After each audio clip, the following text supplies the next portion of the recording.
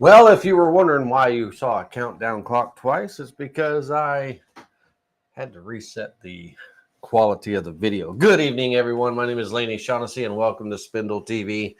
Hope everybody's doing okay. Last couple of weeks, I've had a viewer ask about doing a text-on-text sign, and so I thought tonight would be a great way to incorporate a little bit of text on text with an upcoming holiday. We have Easter coming around the corner, and if you um, if you are watching tonight, hopefully you'll learn something. Regardless of if you know how to do stack text or text on text, stick with us, and hopefully you'll learn something a little bit in the things that I teach. All right. So let's go ahead and get things rocking and rolling here. Let me move you all over here so I'm able to share my screen. We're going to be working in Aspire tonight, but everything I'm going to be doing is, able to be done in Vectric VCarve Desktop and Pro, as well as Aspire. So don't get turned off just because you see me working in Aspire this evening. All right. Let's see here.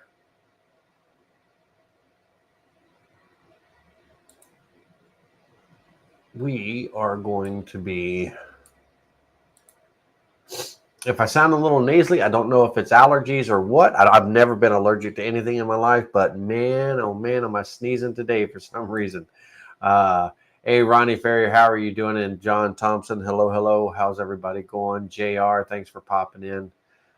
We appreciate y'all. The tonight's project, let's see here.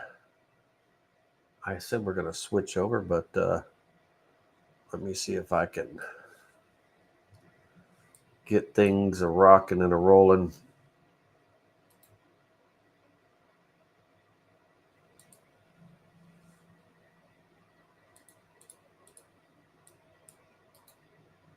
Almost there. Thought I had everything all hunky-dory and set up.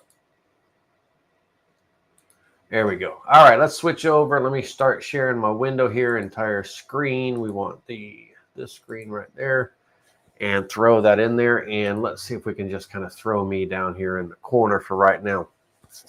All right. So we are going to be working on a sign. I want this sign to be I want it to actually be relatively a decent sized sign.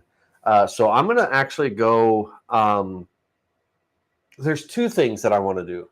I want it to be a fairly wide sign, and everything, but I want to incorporate the golden ratio. I love just the aesthetics of a perfectly,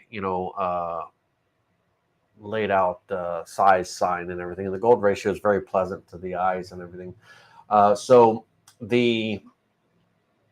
what I'm going to do is I'm going to take my width and let's go with a width of, let's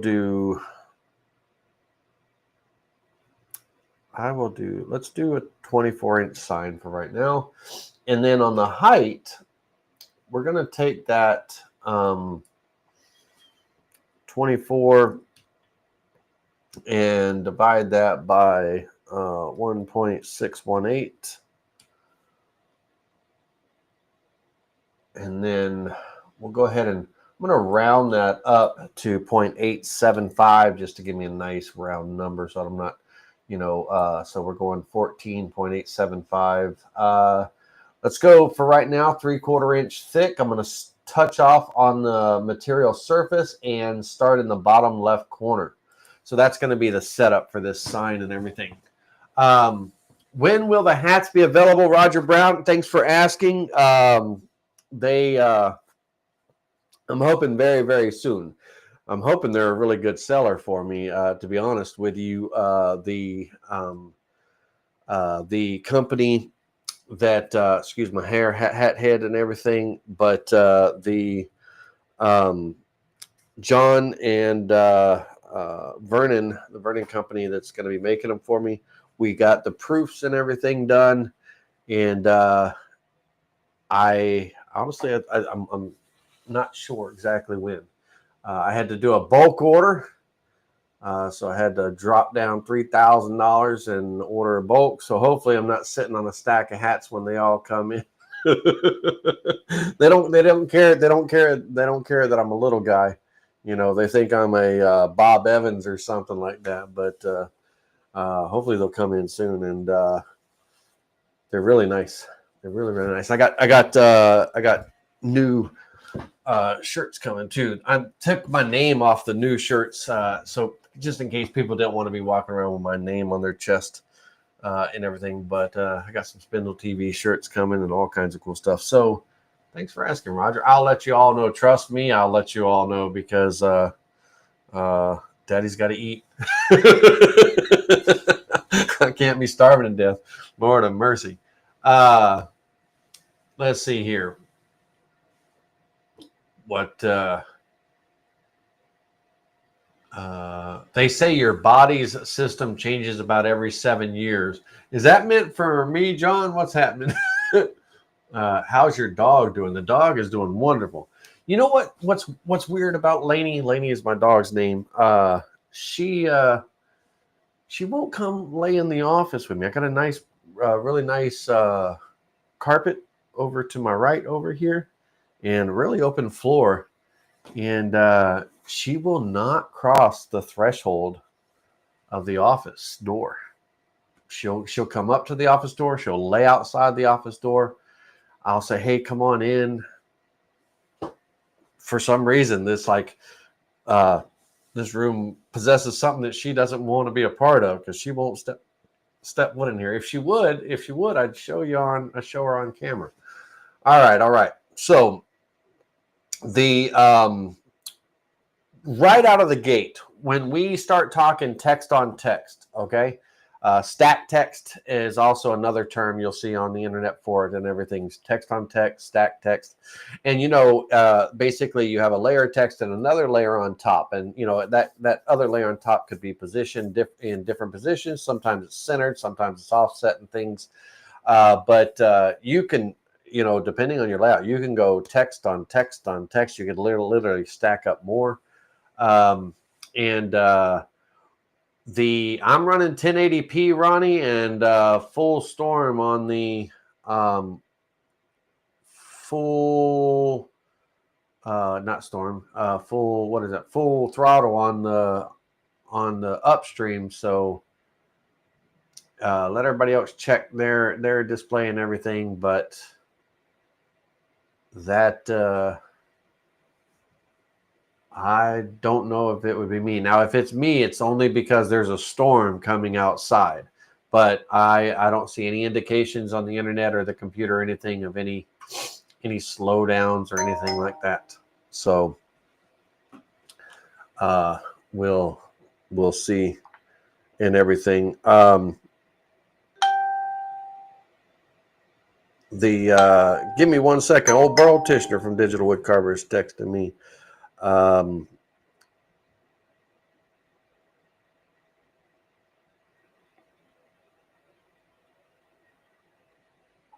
Hold on 1 second. I will have over the weekend. Old Burl Tishner, the owner of Digital Woodcarver. And I'm working on some stuff to release for 2025, to the market and everything. And I love a little R&D, little research and development. And old Burl just messaged me, said he was going to, ask me if I had any drawings for him and he'd help me out. All right, let's see there. That's good. Good stuff. Good man. All right.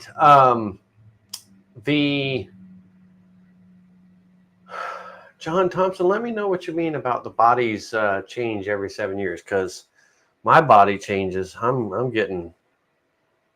I got to get back to the gym because that I had some muscle for a little while, but then now it's turning into a little bit of chunkiness. Yep. It does change. But that was less than 2 years. All right, so let's get back on track here. Stack text, text on text. Right out of the gate, the first thing we want to do every single time, it's rinse and repeat. It does not change. So if you master it and learn this process I'm teaching you, this is the easiest of the different ways to do it and everything. If you follow the guidelines and everything, then you will have good results each and every time. Okay.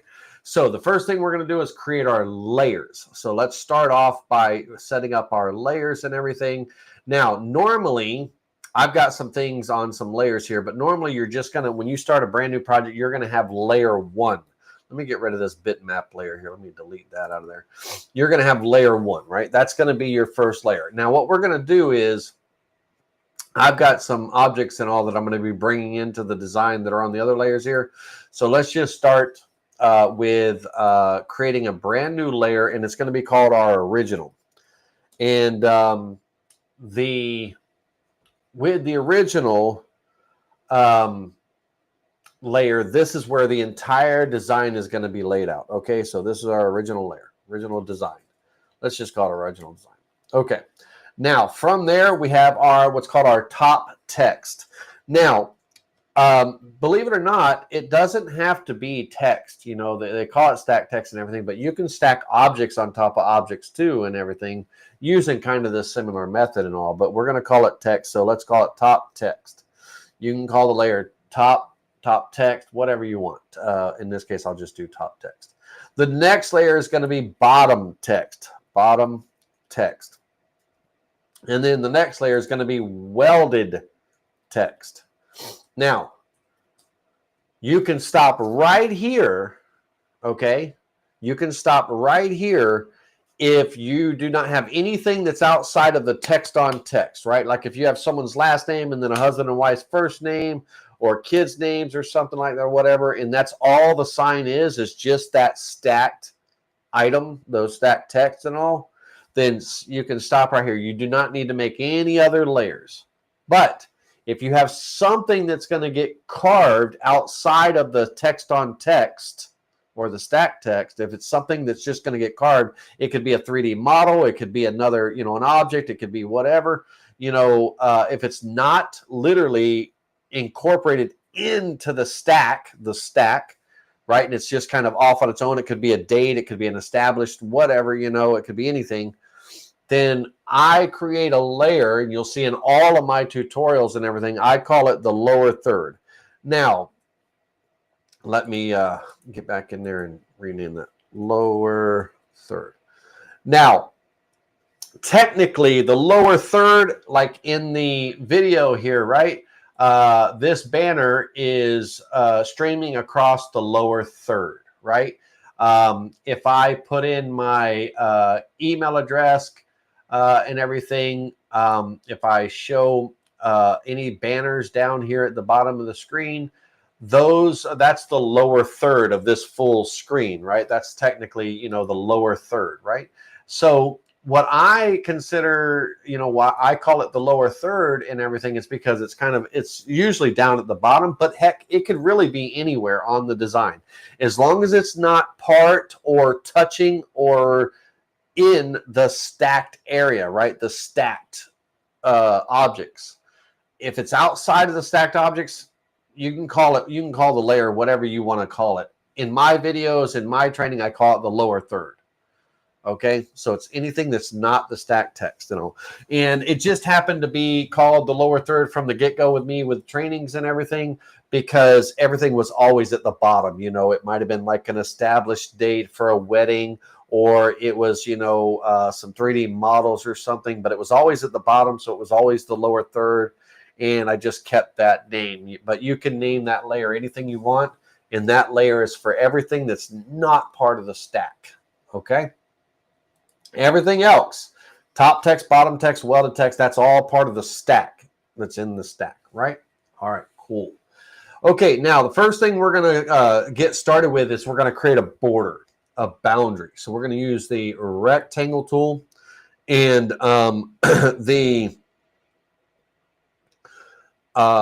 with the rectangle tool. We're going to center it on our material. So I'm going to take my x-axis and I'm going to divide that by 2. And then I'm going to take my y-axis up here on the anchor point and divide that by 2. And that's going to give me my center point on the board here. And then let's do something decorative. We'll do radius internal corners. Let's go with a 3/4 inch radius. And then I want to actually come off, I'm going to come off the edges by about an inch. So we're going to go x minus 2, because 1 inch on the left, 1 inch on the right, right? 1 plus 1 is 2. So x minus 2. And then for the y minus 2. All right, and then we're going to hit create. And I don't like that radius right out of the get-go. I want to make it a little bit bigger on those corners, but that's going to be a sign. Let's go with something a little bit bigger here. So hold down that shift key and select that rectangle so we can make changes to it. And let's go in here and let's go 1.5 inches. There we go. Much better. All right. So this is going to be the main window of the sign. Okay? Cool beans. Now, I need to actually move that up into, let me move that to the original layer because I happen to be not paying attention and I was drawing in the lower third, right? So let's change that to the original design layer, make that bold so that way everything we create lands in that original design layer. Okay? Now, for the stack, right? The stack could be really anything that you want it to be. And by the way, if I'm yelling, if I need to turn my volume down on my mic, you guys let me know. Let me know how audio and all that stuff is. I'm just excited. Hey, Alan Lee, how you doing, buddy? I'm just excited. So let's, I'll calm down a bit. If I'm yelling, let me know. I'll turn my mic down. I'm looking at my spikes, and sometimes I'm hitting the yellow area and all that stuff. Okay. So now the stack, it could really be anything that you want it to be, okay? And it could say anything that you want it to say and all that stuff. Now, I want, this is, Easter, of course. The Easter weekend and everything is in, celebration of the resurrection of Christ. And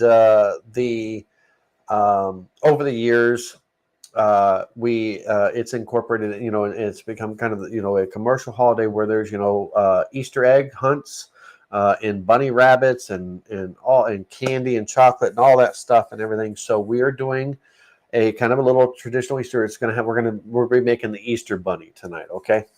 So it's going to be just a fun, charismatic Easter sign, right? So I'd like to, on the Easter sign, on the stacked area and stuff like that, I'd like to incorporate something about old Peter Cottontail. Here comes Peter Cottontail hopping down the bunny trail, hippity hoppity, Easter's on its way kind of thing, right? Now, that's a lot to say on a stacked text and everything and all that stuff. So I would just, I'll figure it out on what I want it to be. And, but it could say, it could say really anything, right? And so there are lots of fun things that we could say, or do Happy Easter. We could do ears to a great Easter. Ears, get it, rabbit ears. Okay. We can bunny kisses, Easter wishes, all that stuff, right? The earth laughs and flowers and all. We could be a little serious. No bunny loves you like Jesus. Anyway, so all kinds of things that we could do. And I don't have any pre-made pre-made plans like of what the stack's going to be. So I do think I'm going to do Easter, right, as the back word, right? Easter. That'll be the main word. So let's get that on there. What's going to be stacked on top of it? I don't know yet. We're going to figure it out. Let's get Easter going, and I'm going to do all capitals on Easter. And I installed, I don't know if you remember, a couple weeks ago I said, oh man, I don't have any of all my fonts, on my new computer and all.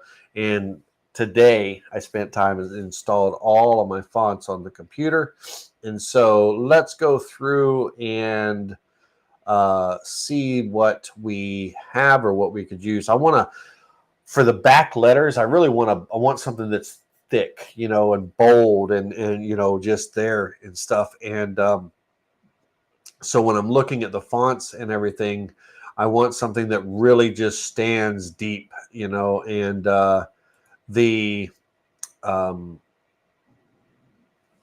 it can be a little bit more serious, it doesn't have to be all flimsy and whimsical and stuff. It could be whimsical. It depends on the type of sign and everything. It could, lots of different options and stuff. So I got quite a few font choices now, and I believe that, let me come down. And again, I'm sorry if I sound nasally. Some kind of allergies or something going on with the weather change and all that wonderful stuff.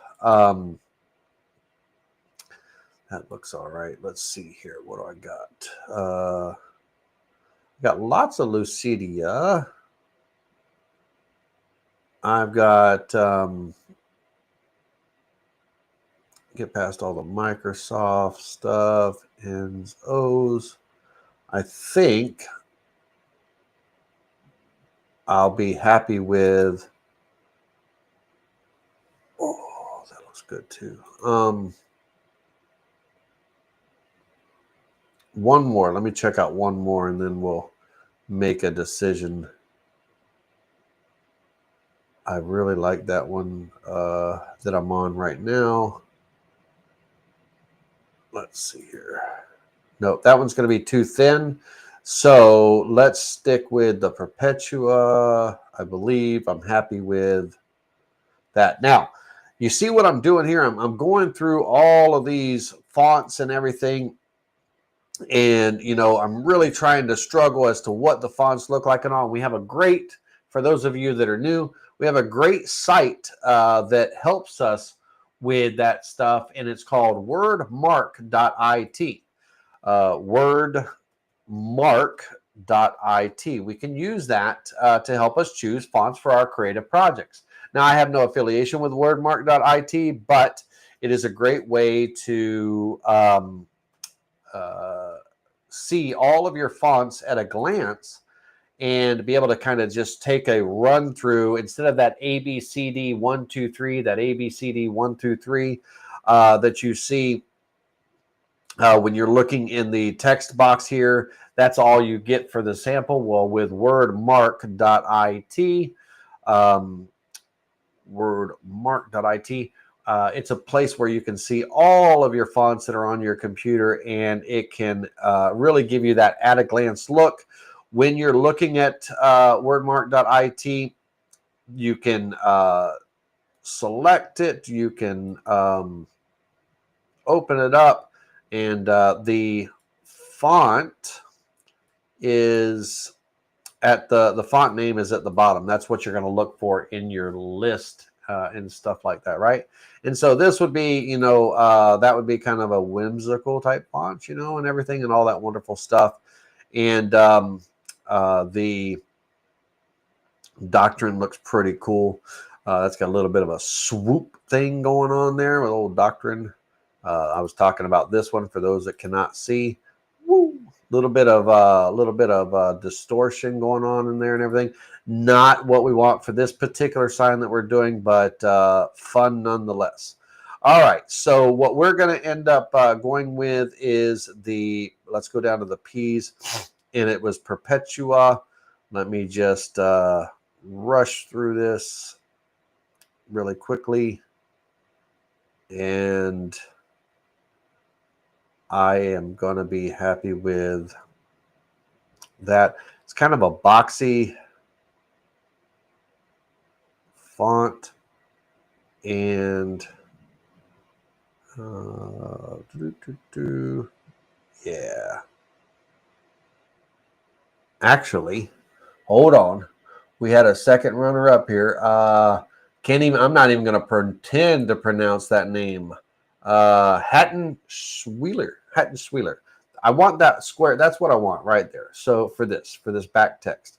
So we're going to go with Hatton Schweiler. Hatton H. So come on down to the H's. We'll ABCD. I got all those Dumbledore. Those are pretty cool. All those fonts are in defont.com. Check them out for sure. And right here. All right, now I'm going to stretch this out. So I'm going to hold down the shift key, stretch this out a bit, and I'm going to get it centered. Now that I see it on the screen, I might not like it, but let's get that centered. And I don't want it centered. I want it up. I want the Easter to be at the top. So I'm going to use the arrow keys on my keyboard, and I'm going to just pop that up here, kind of in this upper area. And I'm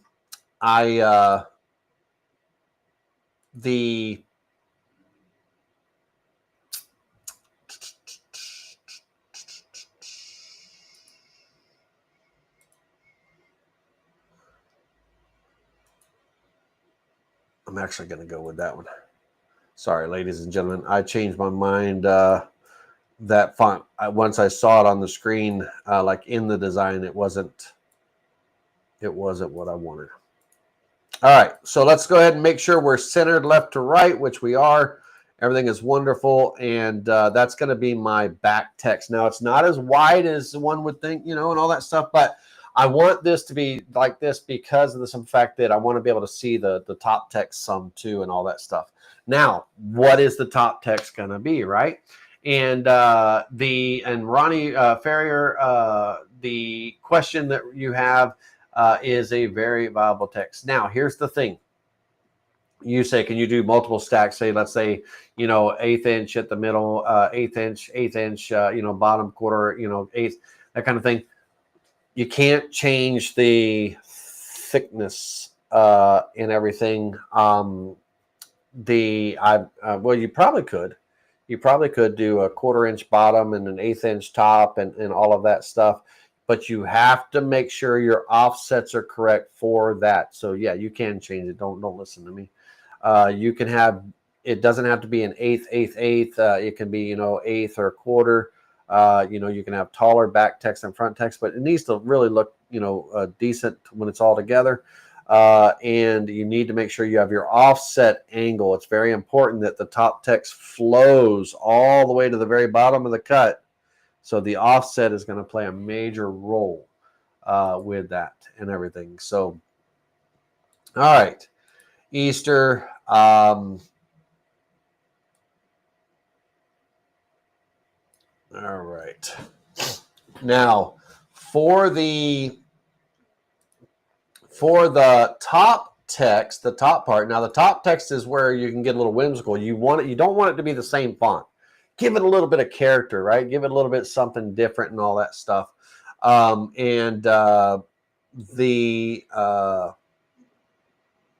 a little fun with it, but not, in a way where, it's not legible and stuff like that. Some script fonts look really good. Some are just not that great in things. And, it's kind of it could be a little bit of a hit and a miss depending on what you're doing. Now, let me fix the height on this, and I'm just going to type out what I want. So we're going to do, oops, let me get up here and type. Whoa, hold on a second. Let's try that again there.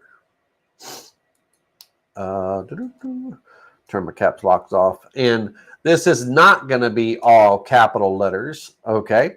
Cottontail.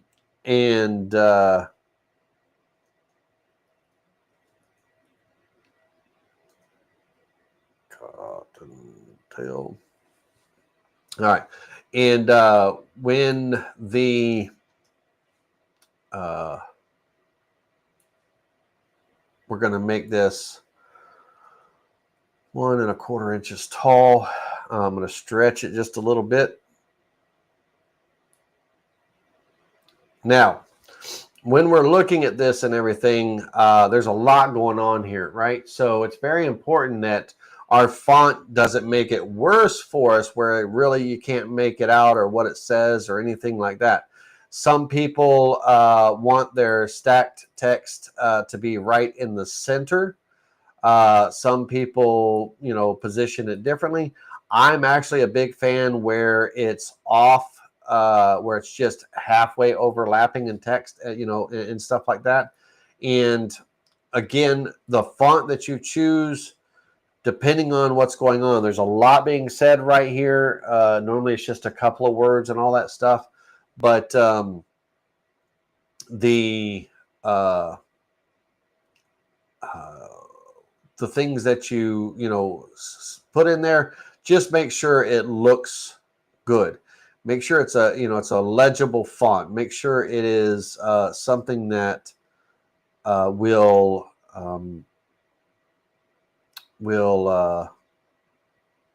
not be too, like, what does that say, where you can't really read it very well. Let me check really quickly and see what I have. I could do something, kind of kid-like and fun. I could do something scripty.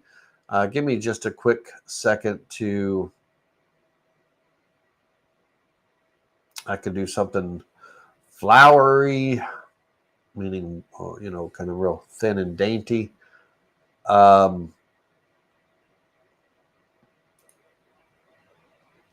I want something with a little bit of character to it. So I do want script. And I want that kind of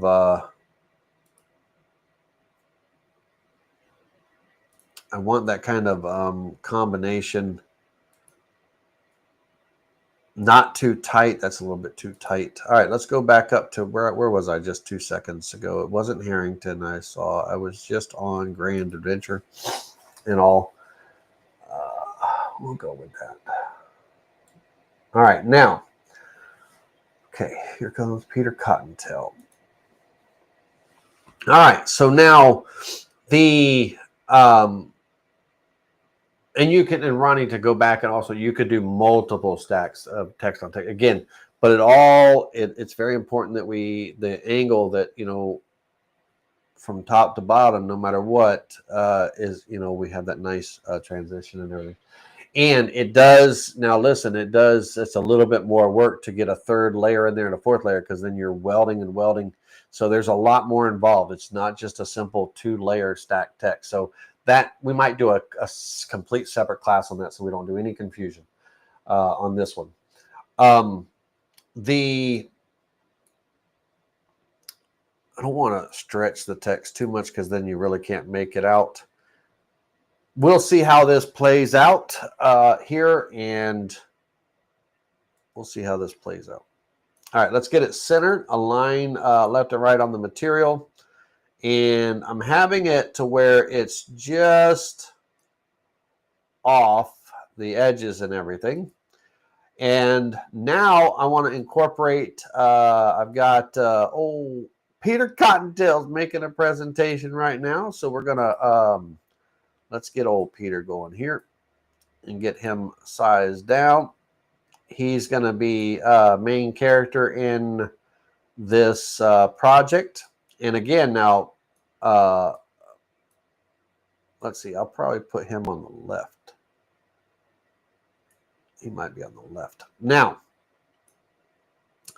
with old Peter here, I'm going to do some little Easter eggs and stuff too. We got to draw some Easter eggs and everything. But this is the lower third, right? Anything that is not part of the stack, right? This is the stack. This is not part of the stack, right? It's by itself.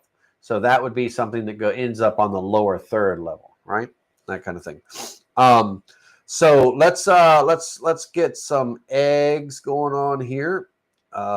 and this is just a simple design, but we're going to draw our own. Now, I took a moment earlier to create an egg-shaped vector. Basically, there it is right there. And with that egg-shaped vector, it was just basically a ellipse, right? Draw out an ellipse, kind of get it started, and then a little bit of node editing to kind of bring some things in, kind of a slight little in there, bring this up, and then a little bit of smoothing, all that stuff. Now that's a warped looking egg right there. But lo and behold, when everything was all said and done and stuff, eventually landed on this shape here. Ended up, yeah, see my sides. They're pretty close, pretty close, pretty close. Everything looks pretty close, but that egg looks a little lumpy, right? Oh, let's not do that. Let's only get rid of one. So this is the shape that I'm going to use, and I'm going to, we'll just hold down the control key and grab a couple of these. Holding the control key down makes a copy of, you know, of your original and all that stuff. Now, the design, right? The design and everything could be anything, right? So I'm going to do a little design with little stars. And I am going to make an array of these stars. Let's go, that's a good size. Let's go a little bit bigger, a little bit bigger. There we go. Now I'm going to make an array of these little stars right here. So I'm going to use the array tool, and I'm going to go with let's go with 6 rows or 5 rows, 6 columns. That'll be fine. And let's go with a gap in between. I'm just going to go like 1/4 of an inch. It doesn't matter how they get drawn out because they're about to get nested, right? So I'm going to just create this array of stars here. And now I could very well tediously come in and move the stars around kind of where I want them and all that stuff and kind of place them and all, but I'm actually going to use the nesting tool to help me with that. So I'm going to take these stars here and I'm going to select this last vector here. And in the nesting tool, I'm just going to use a 16th inch. I got to kind of fill in some tool parameters and all that stuff. Not really cutting them out. I'm just using the nesting tool to help lay out some things.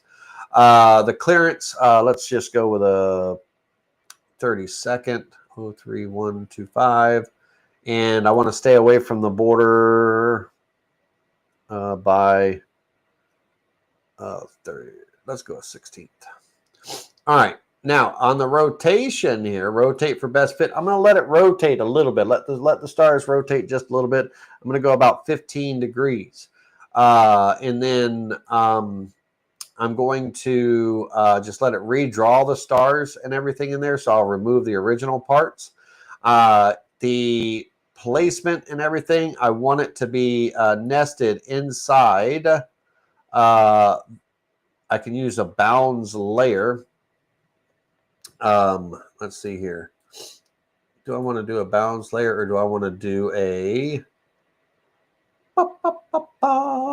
Give me just a second here.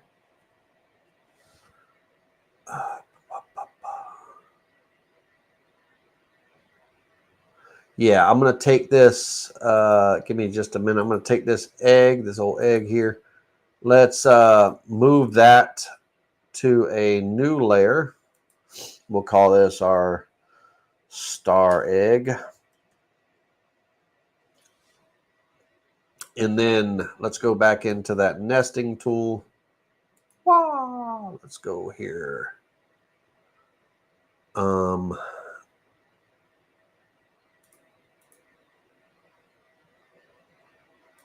we go. We'll do Let me select that vector. All right.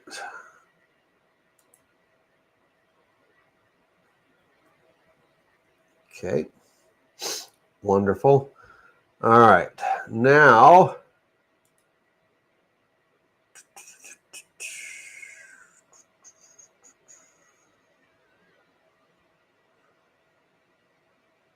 oh, how did I end up on sheet 2? Hold on a minute, ladies and gentlemen. Let me undo that. I don't know how I ended up on sheet 2. I need to be on, that was crazy. Sheet 1. How did I end up on sheet 2? Let me look up here. Let me make sure I didn't have something checked. So we got the star egg. Number of copies is 1 copy. Active sheet 1. Use active sheets. Okay. How did sheet 2 get popped in there? Look at that. Ain't that some crazy stuff? All right, no problem. We're going to move this back over to sheet 1. That's strange. But what that's going to do is that's going to nest them in and give me a nice little pattern right there. I have no idea. And these 2 stars will just get rid of them. But let's go into our sheets. Crazy stuff. I'm not sure why it did that, but that's okay. And it will just delete that. And sheet 3, 2. Delete that. All right, so now I got a little, got some stars on an Easter egg, so that's 1. And then if you're looking for cool and creative design ideas for Easter eggs and things like that, we can, you can always look at Easter egg vectors, like if you're cutting out ornaments and stuff like that for laser engraving, for carving, and all kinds of stuff. Look at your images, and there's all kinds of cool patterns and clip arts. You can buy a bunch of different designs on Etsy. And there's just all kinds of, they can really be anything, right? They can be wavy lines, wiggly stuff, wavy, blah, blah, blah, all that cool stuff. So what we're doing is we're just going to create a couple of little randoms. And that will be it. Now over here, I'm going to just I'm going to freehand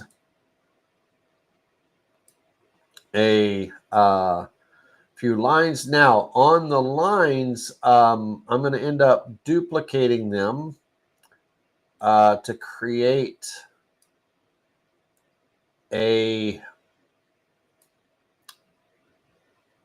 I'll move that one over a little bit. Let me drag that one over a little. What?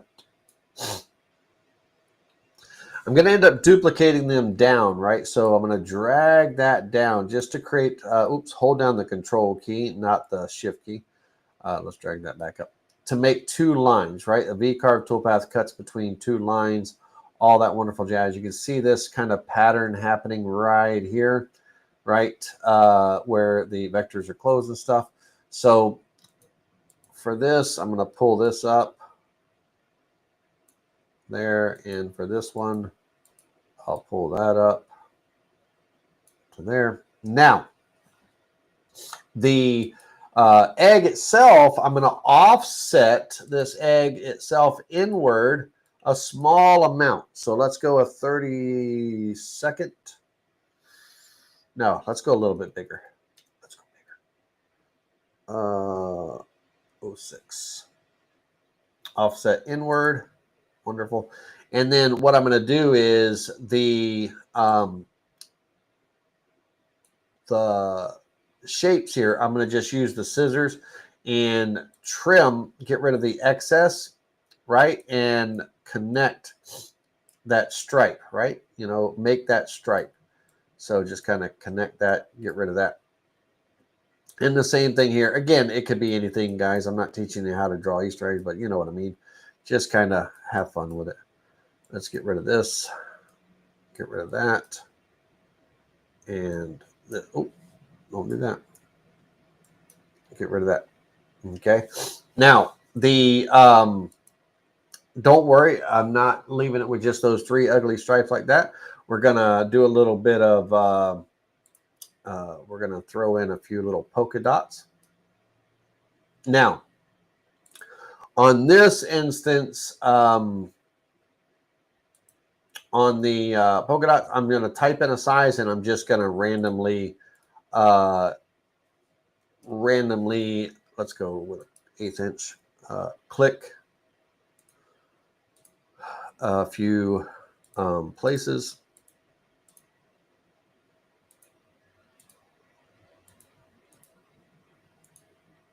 All right, my 0.125 changed on me.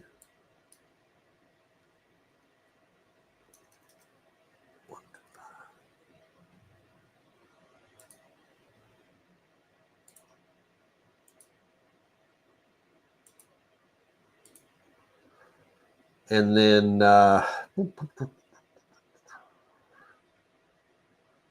we'll go.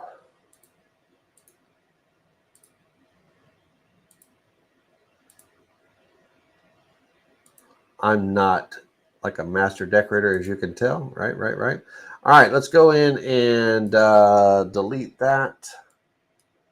Oops. That one and that one. Let's drag this one down here. Over here.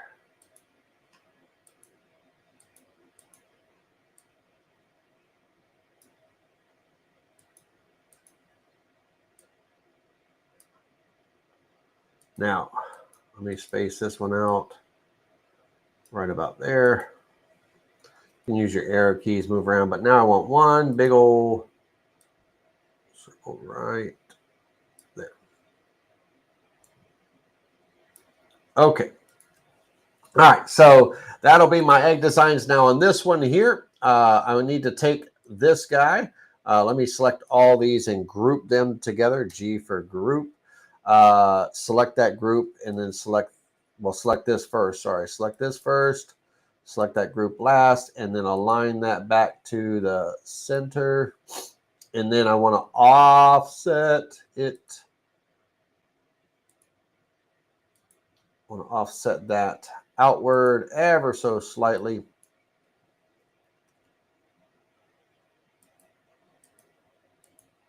Nope, went the wrong direction. Hold on a second. All right. Okay, now for the 3 eggs, right? So let me take this and G for group to group that one together, G for group to group that one together, G for group to group that one together. Now I want to kind of rotate a little bit, and I want to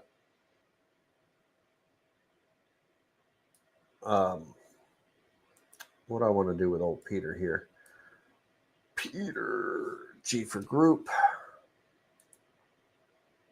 I might throw him in the middle. Let me see here. Like I said, I don't have any preconceived notions of who's doing what.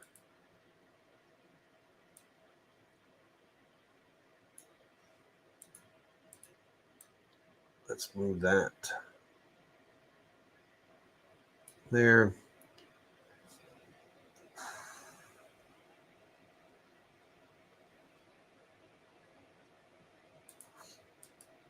This one, make it a little bit smaller, rotate it just a little bit, kind of lean it into him. Now, this guy, I'm going to, I don't know, I'm just making something up. Use your own creativity, right? You know, whatever you would like. And then let's mirror him, cool beans. Let's take all of these 3 and make sure they're somewhat centered. Nope. Let's try that again. With that, and I don't know. We'll leave it at that. Okay, so let's pretend that I know what I'm doing, and all of that is there. Heck, I could go at this point, I could draw some grass blades in and really kind of fill this in with flowers and stuff like that. And again, if I'm not a great artist, which I'm not, I could, come over and see what, we have like Easter flower vectors and see what's out there. There's all kinds of cool little vector flowers and things like that that we could bring in and trace. There's a lot of different sites where you can go get free vectors. There's somewhere you can go purchase and all that stuff. So cute little flowers and things like that. If I was really good, I probably would have done something like that, right? But I'm not that good. But that's another thing that we could have done with those 3 eggs that we had, right? Or, we could have just kind of nested them together with the bunny in the middle kind of thing. But use your own creativity, however you want to do. I could take those eggs and throw them behind the bunny where they're behind them and instead of beside them, whatever the case may be, right? So just use your imagination, have fun with it, okay? Now, this looks a little barren and all that stuff. Don't worry about that because I'm going to add a texture in the background to kind of help fill in some of that stuff. And I might even add a texture only in the lower third area and stuff to break it up even more. We'll see, right? We'll see how we're going to do there. Now, here's something that's really, really important. When we're working with the lower third, we got to make sure that the area that where these objects are getting carved, they're going to be V-carved in or they're going to be raised. We got to make sure that that wood doesn't get milled away, right? So we have to put some boundaries around it to protect it and everything. And it's important that when the router bit's coming in and clearing out and cleaning and everything in here around these objects, that our router bit doesn't cut into another object, right? Like this text and stuff like that. We got to be mindful of that, and we got to be mindful, of like our position and then, our border and stuff like that. So we'll see where we land and everything and how everything goes here. But spacing plays a role. And if it's, something where maybe that tall ear, maybe I need to have it, just a little bit over here and kind of open up that gap a little bit. It's fine, right? I don't have to be completely centered and perfect and all that jazz. I might want to, I'm going to show you how to trim that right there in just a second to put that egg behind that bunny. But I might have that in front of there. So here's how we do this. I'm getting all over the place, but here's how we do this. I'm going to select this bunny rabbit. I'm going to ungroup it. I'm going to select just the outside boundary, that outside line that goes all the way around his head.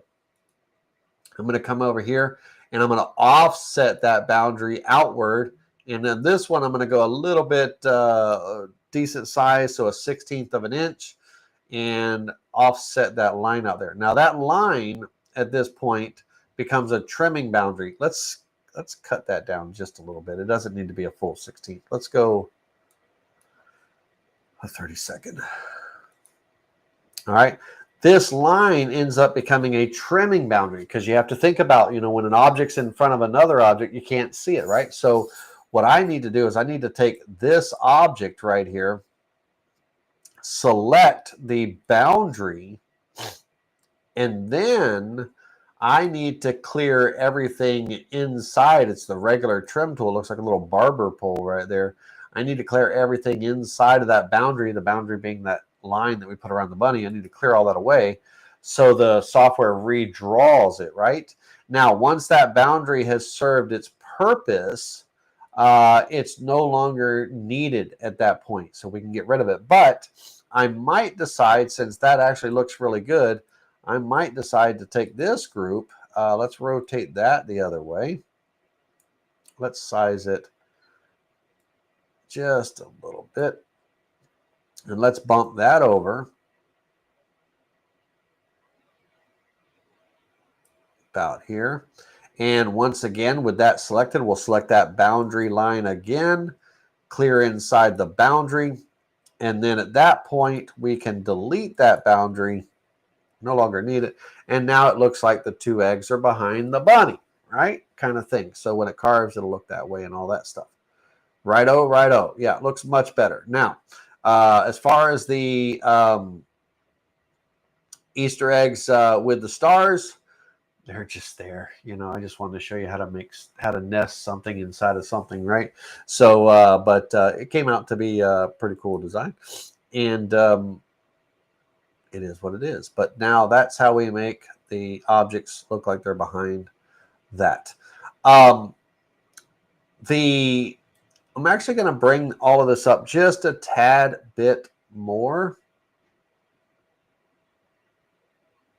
About right there. Because I actually want to make a little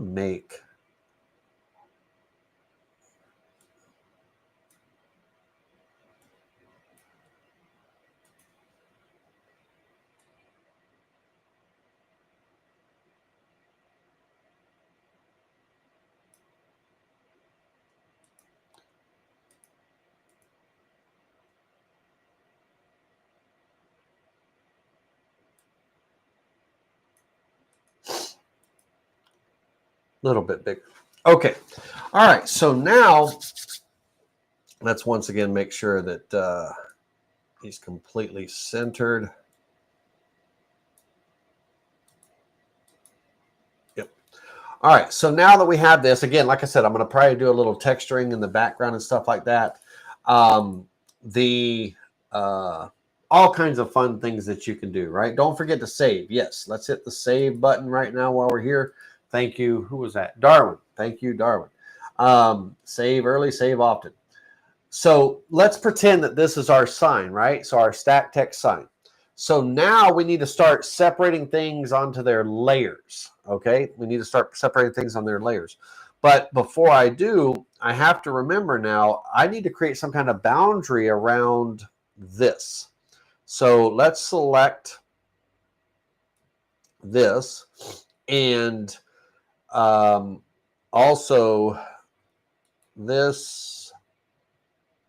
All right, let me ungroup this one real quick. Ungroup, because I only need the outside line. Ungroup. All right, so this line, all of this, and that line. And I want to offset outward, and I'm going to go 0.15. Okay, just over old Peter Cottontail there. I'm going to a little bit of a nudge. There we go. Sometimes certain things dictate certain things. Okay, so those boundary lines, those are going to be what protects that wood from getting carved away. It stays there, right? And all that happy jazz. Now we can start separating things into our layers. The rabbit, these two eggs right here, all of this can get copied, not moved. This is your original design, right? So this whole thing right here, by the way, I'm going to move it to my original design because it's not on that layer. But that's your original design, right? So all this stuff here, not the border, that is going to get copied to the lower third. Okay, lower third. Turn off the layers so that way,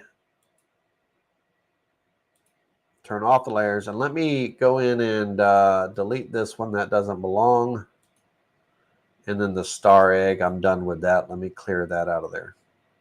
All right, so layer 2 we don't need, delete that. And layer 1. So here's the layers we should have. Original design, top text, bottom text, welded text, and lower third. And right now, if I turn everything off, the only thing on the lower third is all that stuff that's not part of the stack, right? Cool. All right, so now bottom text, copy that to the bottom text layer.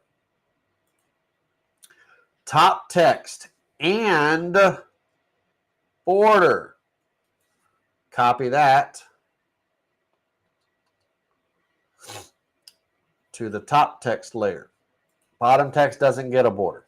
Just the top text gets the border.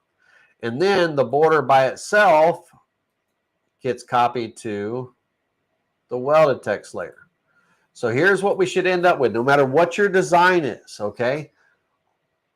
Turn off the original. Your top text should be the top text and a border, and the border. Bottom text should just be whatever the bottom text was. Welded text at this point is only the border at this point, okay? And then anything that's not part of the stack goes in that lower third level, okay? Now, we're going to come back because we're going to be copying these boundaries that we made to some layers above so that when we're carving, the wood doesn't get milled away, but we're going to do that in just a moment. Right now, we're going to come in and we're going to literally work down the list. So top text first. Now with the top text, what you're doing is you're cleaning up your text and you're offsetting your border. There's two things. So the text here, we got all these overlapping lines. We're going to weld them together, replace that. And again, make sure that you're in the level that you're working on. Make sure you can read it up here. It's bold, make sure it's active, okay? So now that this has been welded together, group it together, okay?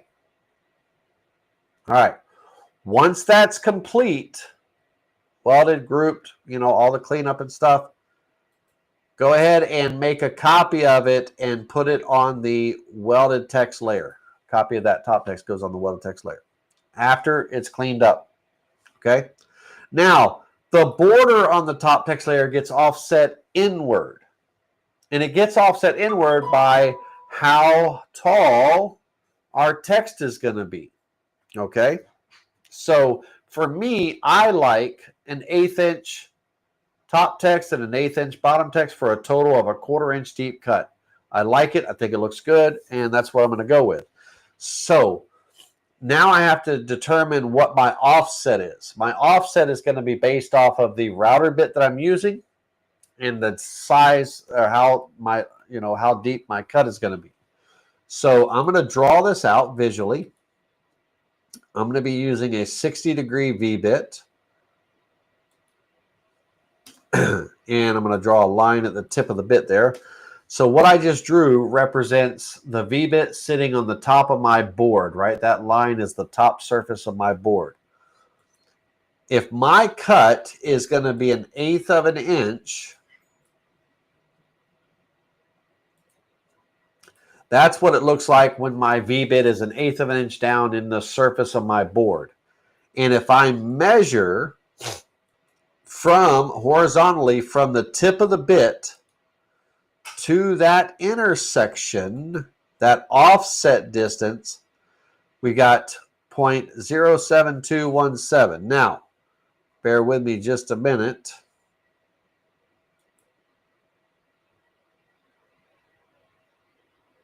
Give me just a second.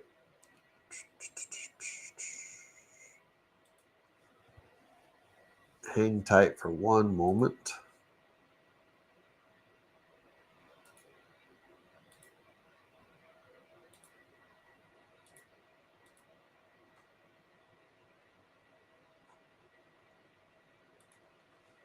One second. I want to see. Yeah. 4 decimal points. We don't want to go any more than that. Most CNCs round your control panel, your control box and all, most of them round up to 3 or 4. So we'll stick with 4. For a 60-degree V-bit with an 1/8 inch cut depth, your offset should be 0.722. And it's a number you can stick with. If it was a 90-degree V-bit doing an 1/8 inch cut, your offset is 1/8 of an inch. And so this is a 60.0722. That's kind of your magic number. If you always use your 60-degree V-bit and you always do an 1/8 inch cut, blah, blah, blah, you can always know that 0.0722 is your offset. So what we want to do is we want to make sure that we offset that border inward by our distance, 0722. Now, we delete the original, select the new. So when we click that, original goes away and that little offset is recreated. That's it. Done. The top text layer at that point is finished. Okay. Now we come and do the bottom text. Now the bottom text, we're just cleaning up our text. In this case, there's nothing to clean up. There's no overlaps, no lines or anything like that. So what I'm going to do is I'm going to convert the text to curves and group it together. That's it. Break it up so it's no longer a font. Group it back together. Okay. Now, this is going to get copied to the welded text layer once it's done. Now, if there was any cleanup I had to do or anything like that, I would have done it. There's nothing. It's pretty clean. There's no overlaps, none of that stuff. I just needed to convert it to curves and then group that conversion. So we copy it to the welded text layer. And that's it. That's done. Now we come to the welded text layer, and we should have a group of vectors for the top text and a group of vectors for the, bottom text and then the top text. Two groups. The top text, we do one thing to the top text in the welded text layer. We offset it outward by the offset distance. So we go into the offset. We're going to go outward, deleting the original. Make sure you're in your layer there. It's very important that we're in that welded text layer. We're going to delete what you see right here, and we're going to offset that and select the new. So offset. Now it's going to look funky, right? It's going to, certain things are going to disappear and it's not going to look real legible and all that. It's not supposed to. It's a boundary. That's not what we're carving. So before you click off that, group that back together. Okay? Group it back together. So offset it. It's going to look all weird and funky. It's supposed to. Group it back together.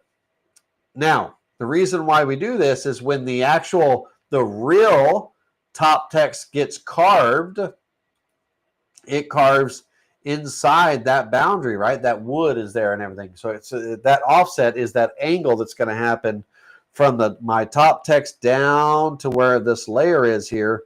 That's that angle of the edges of the wood, the words and all. So we literally just created that boundary.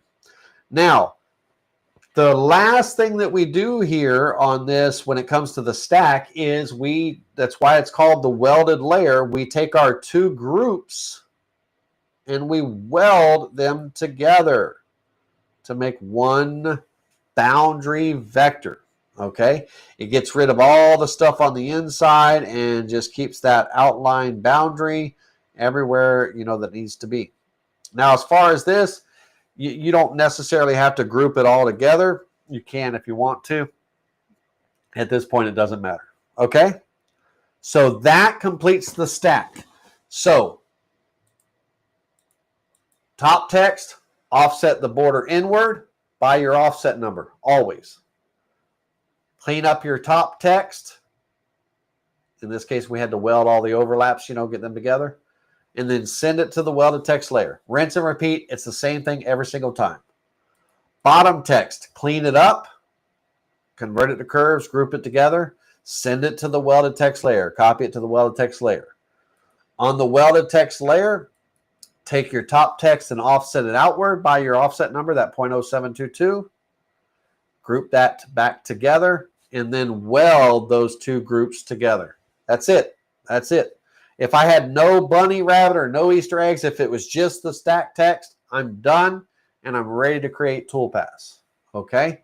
But in this case, I do have stuff that I have to deal with down here in the lower third. So what I need to do is I need to take this boundary, this one, and this one, and I need to make two copies of it. I need to make a copy of it on the top text layer. Oop, don't move. Copy. Let's try that again. copy to the top text layer, and I need to copy it to the welded text layer. Copy to the welded text layer.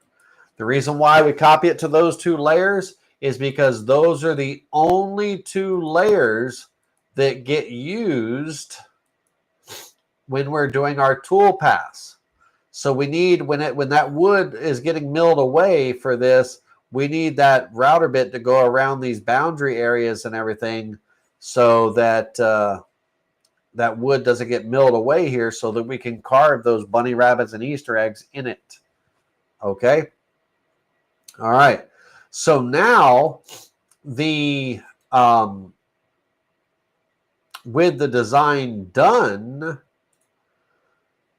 we turn on the little radio button for the welded text. We turn on the little welded button for the top text. And we can even turn on the lower third at this point. Those three can be on. Those lights need to be on. We do not turn on the light or the little radio button for bottom text or original design. They stay hidden. They stay off. Okay? Now we make our toolpaths. We are not manually selecting these vectors. When it comes to our toolpaths, we are going to automatically select them. So in the toolpath, the first toolpath is going to start at 0 and it's going to cut to 1/8 of an inch. That's my depth. I'm going to be using a 60-degree V-bit. I'm also going to be using a clearance tool. I like to use two clearance tools. I like to use my 1/4 inch end mill and my 1/8 inch end mill.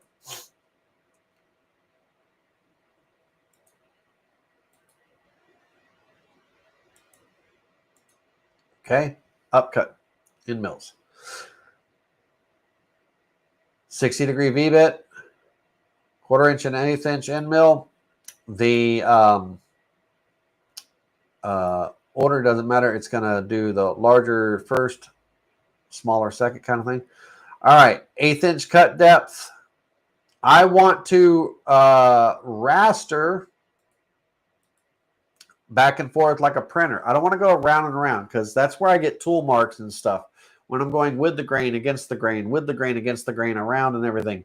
It's already going to do around the letters and everything and around the objects. It's going to do a profile cut, kind of like a final profile cut around them. So you're going to see a couple tool marks.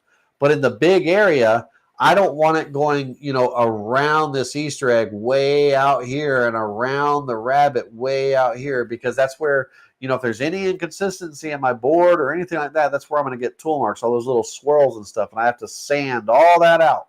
We don't want that. We want to cut with the grain like a printer, raster. Okay, so we're going to set that to raster. Raster angle, whichever way your grain's running. In this case, 0. The smaller bit is just a cleanup bit, so it'll do whatever it does. That's why that raster and offset are no longer available, right? Only the first bit is the main clearance. Okay, so this, I'll name it to top and calculate. Let me see here.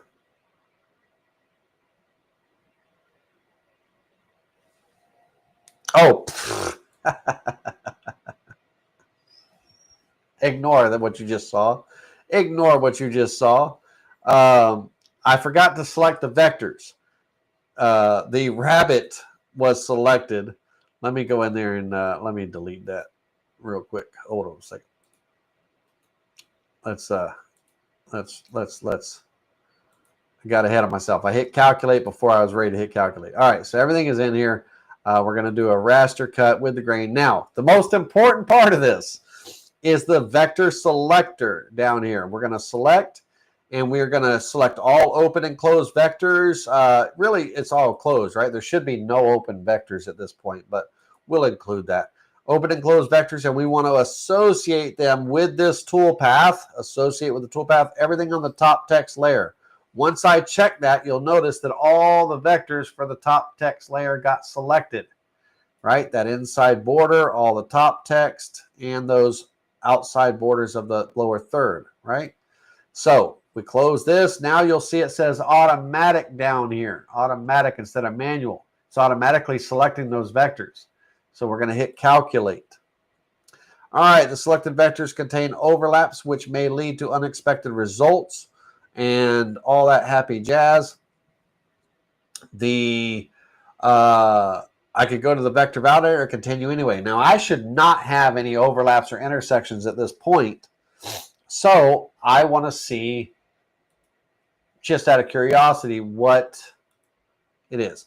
And all it is there's one zero length span right here, meaning that there are two nodes on top of each other that doesn't have a line, arc, or curve in between them. That's it. That's what threw that warning, that one thing, right? So we have a button here that says fix zero length spans. We can click on that button. That'll correct it. Now notice as soon as I did that, notice that it went back to manual over here. We got to go back and reassociate that top text with the toolpath, reassociate it so it says automatic. Call this top and calculate that. So that one little zero length span was our trouble issue. Now, when we carve this, okay, when we carve this and everything, it's going to create, this is the top layer, right? So, and I'll turn the black off here in just a second. So it carved all that area away, and here's our three little areas that, are getting protected, getting protected and all that stuff. All right, now the next toolpath is going to be the same toolpath, but we are starting at 1/8 of an inch and cutting another 1/8 of an inch. Okay, starting at 1/8 of an inch and cutting another 1/8 of an inch. Now, let me pause right here for a second. My stack is going 1/8 and 1/8, on its two levels. When Ronnie asked earlier about doing, different stacks of 1/8 and 1/4 and stuff like that, we will we'll have another class on this where it's multiple stacks and also varying stacks where the top text and the bottom text are two different heights, right? Because that changes those two different heights. That changes our offsets a little bit, right? Because again, I'll show you with the mouse when we create the next toolpath, but from the top of the text, that nice little side angle should run all the way down to our bottom layer, should be nice and consistent and everything, like a nice pyramid. When we have different levels, instead of 1/8 of an inch, we have 1/8 and 1/4. We need to make sure our offset is appropriate so that that angle still is a nice transition down, right? So we're going to talk about that. We'll have a dedicated class to this type of topic, stack text, that'll be multiple levels, more than two, and then also we'll talk about varying levels, 1/8 inch versus 1/4 or 3/16 or whatever, right? Where they're not the same. So that'll be its own independent class and everything. My two are the same level. So I'm starting at 0.125 and I'm going to carve down another 0.125. Same tools, same scenario, same situation. This is going to be called bottom. We're going to come in here and associate with the toolpath everything that's on the welded text layer. Now, why do you call your welded text layer bottom? Why is it bottom? Because it's the bottom stuff, right? All the stuff in the bottom, right? It's the bottom. So that is, it's always the bottom and all that stuff. I'm not going to call it a welded text, toolpath and all that stuff. It's the bottom. There's only the top and the bottom in this situation. So, but it is the welded text layer. The lower third doesn't get used in this scenario right here. The bottom text doesn't get used, the original text, right? Those two are turned off. They're not even lit up. So it's all the welded text layer. And if we look here, it's all those vectors are selected automatically, right? That outside border, the back text, all that stuff. So now we associate that with the toolpath and we calculate. Again, on this layer here, now this is a completely different layer. It's not the top text. The top text had that zero length span. But if you remember, I copied the vectors from that lower third to the top text and the bottom text. So that same issue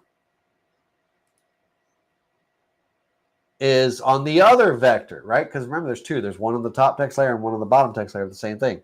So we just clear that span, come back over here, reassociate,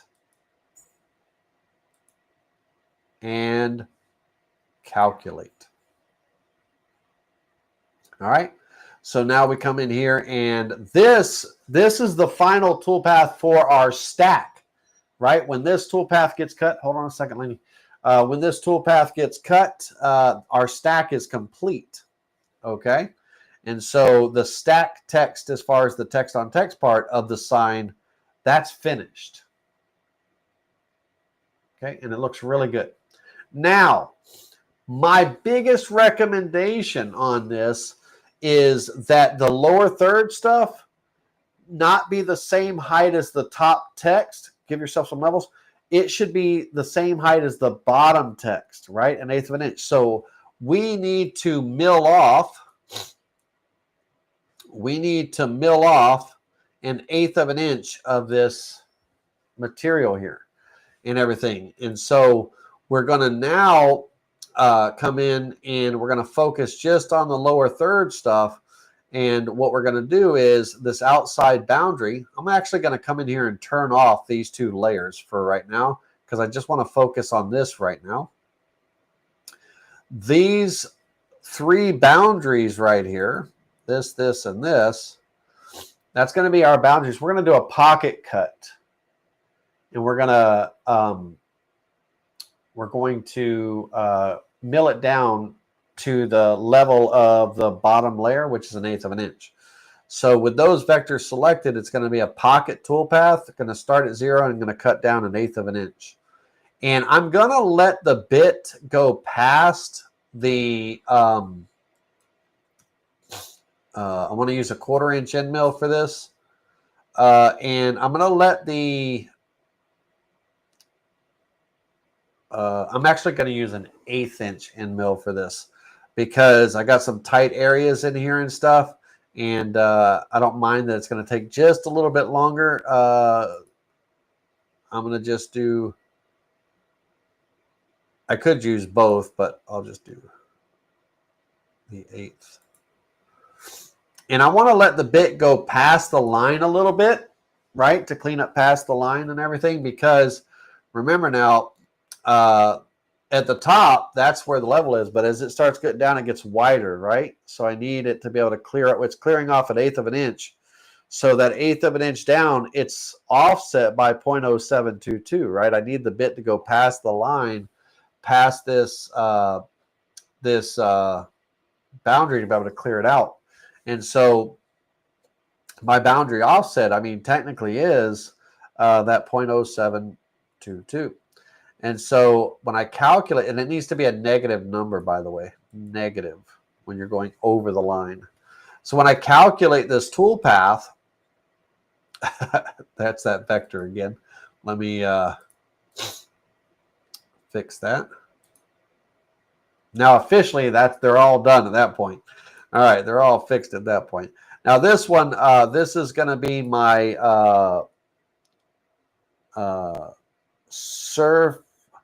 you can call it whatever you want. I'll just call it lower third surface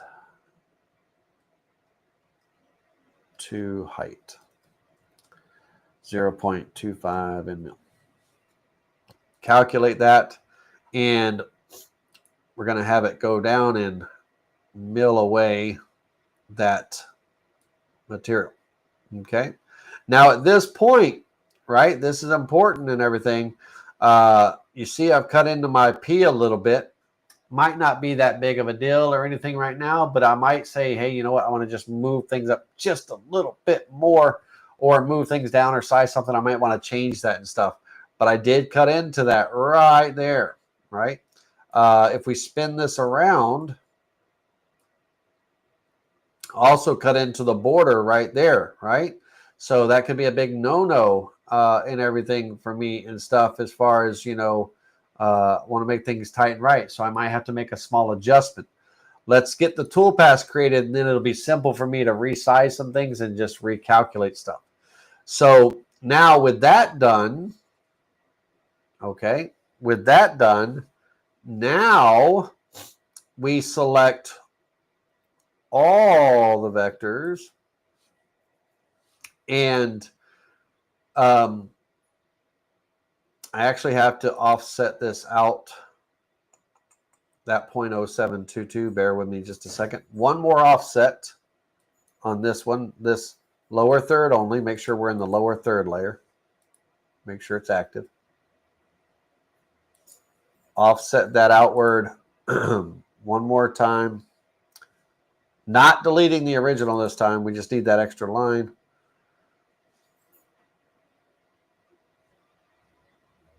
We could actually, sorry. No, we'll leave it.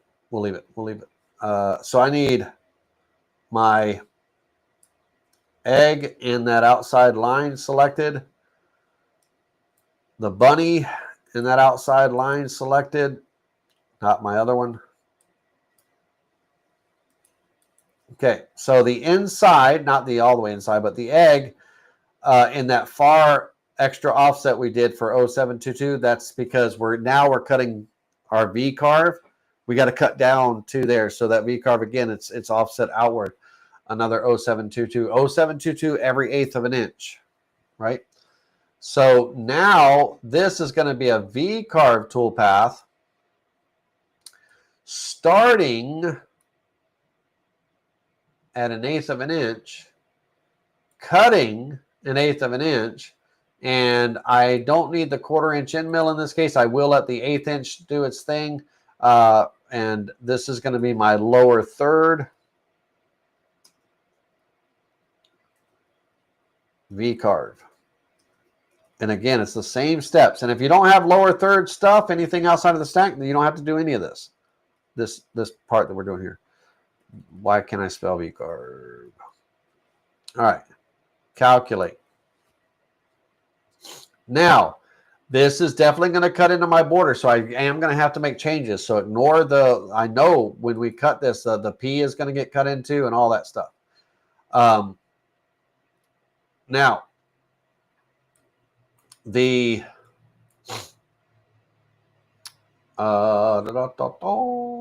give me a minute here.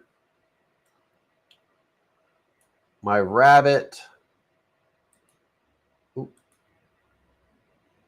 My rabbit does need. The rabbit does need the extra line. I need the island around my rabbit so he looks proper. Give me a second. On the rabbit,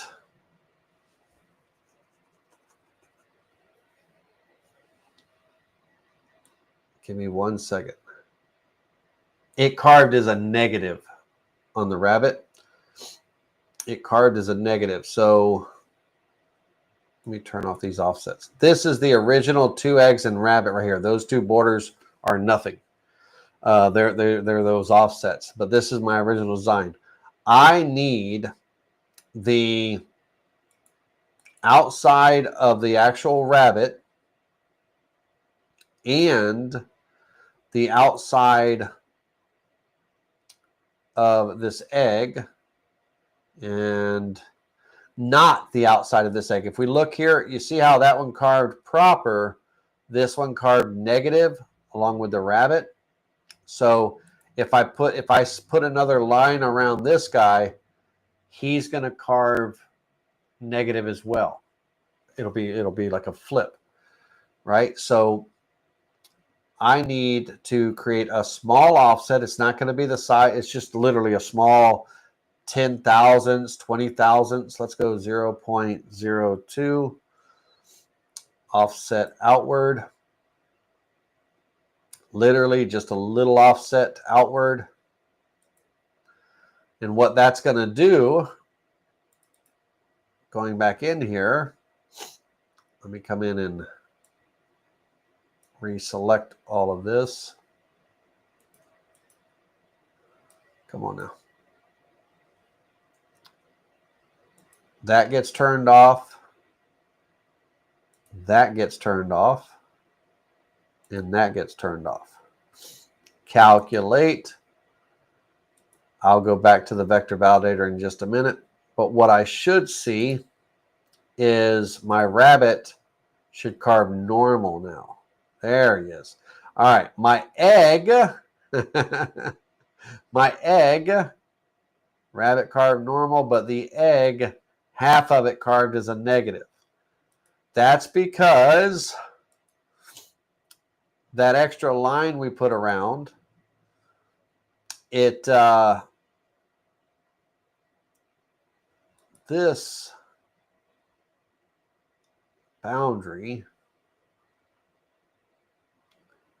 let me see if I can fix this easily.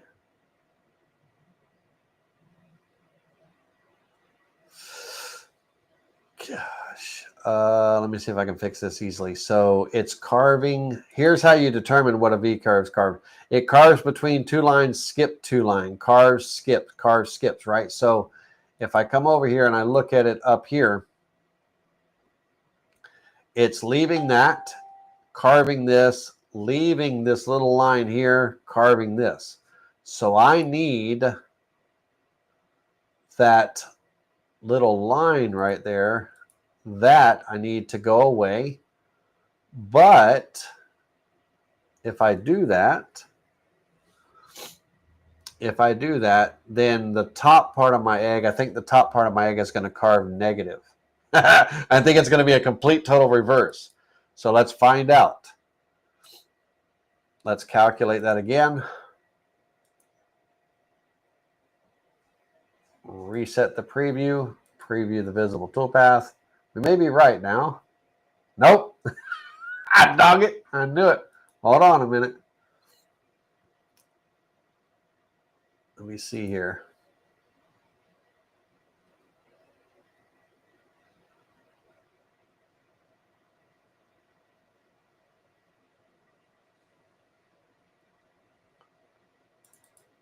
Let me see what we got going on.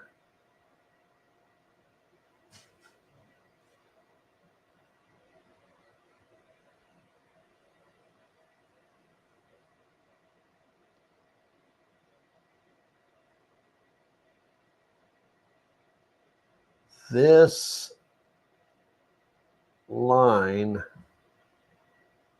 I need it. I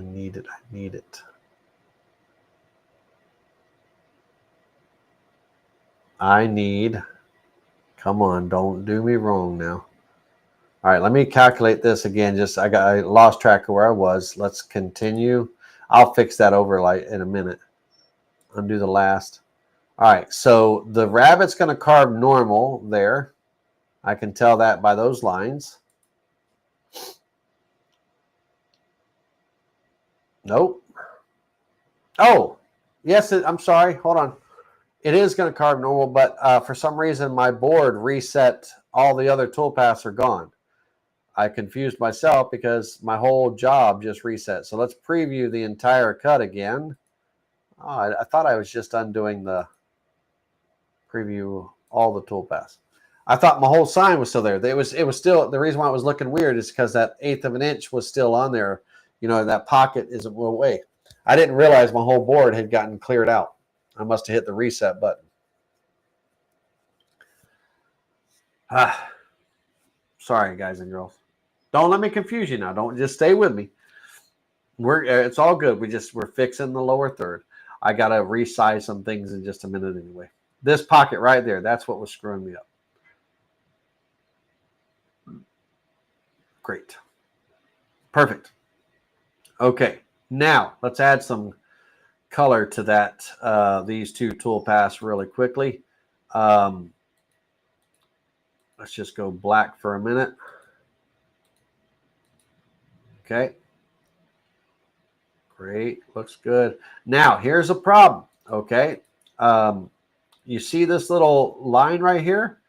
That means that my V carve didn't cut out far enough that offset line that I had, it wasn't far enough to clean up this little bit of, this is trash, right? All this little thing right here is trash.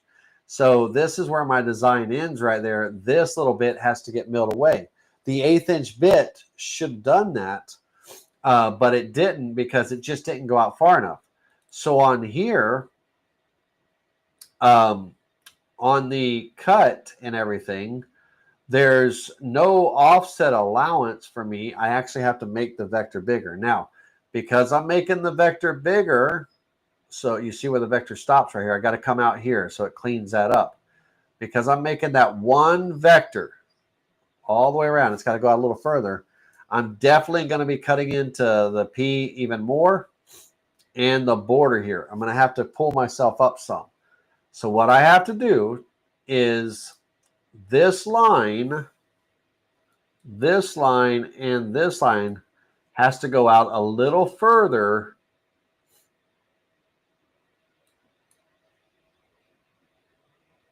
I'll go another 1/16 of an inch, and I'm going to delete those three and create the new ones. Now I'm going to calculate that toolpath again. Turn off the inside one. Turn off the inside one. Turn off the inside one. Calculate. I'll fix that overlap in just a minute. And if we preview the visible toolpath, it should all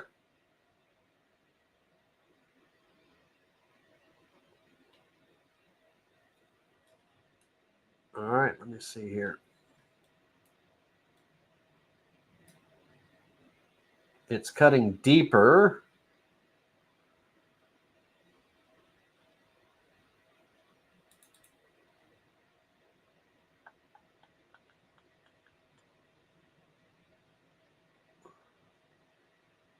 One moment, please. Do I have a number off on one of my pockets? 1/8 of an inch. 1/8 of an inch. That's a quarter. That's a quarter. Oh, that's not a deeper pocket. It's again, it's not out far enough. A little bit more. Dadgummit. Always get stuck on that one. It's got to be out far enough to clear the pocket. So select it again. Offset it out a little bit more. I'll go another 16. Delete the original. There we go. All right. One more time.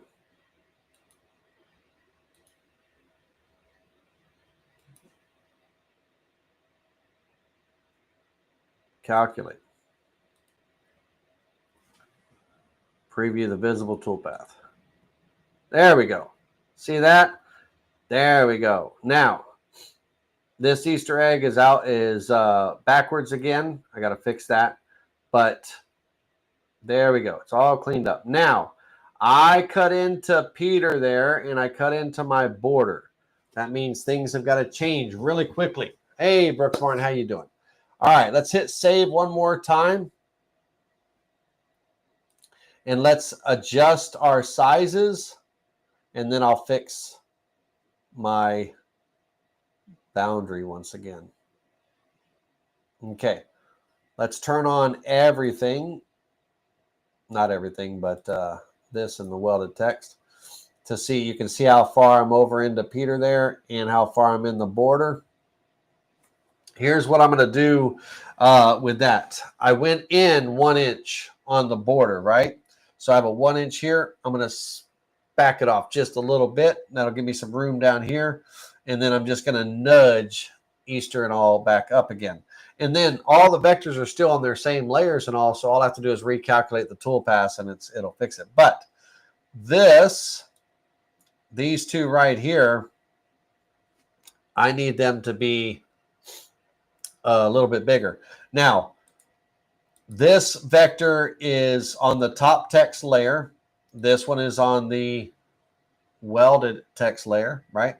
And if I'm going to go bigger, I'm going to go bigger. And then the distance between here is that 0.0722. So whatever size I end up making this outside border, the offset is going to be 0.0722 inward. So I'm going to go ahead and delete. Don't let me confuse you, but I'm going to delete that because I want to make this one, I want to offset this outward. Make sure I'm in the welded text layer. I'm going to offset that outward. Just let's go. I went 1 inch in. Let's go. Let's go 3/16 back. So